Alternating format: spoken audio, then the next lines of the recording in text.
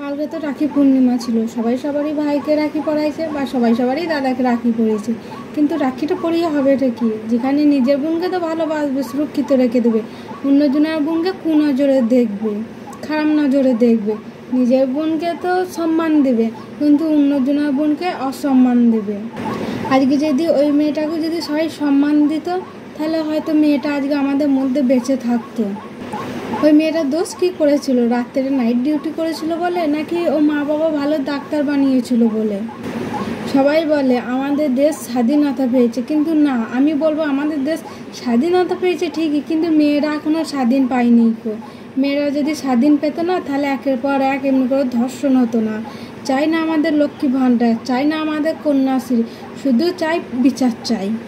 যে বা যারা এই ধর্ষণটা করেছে, আমি বলবো যে তাদেরকে ফাঁসি দেওয়া উচিত নয়, তাদেরকে তো জনতার হাতে দেওয়া উচিত।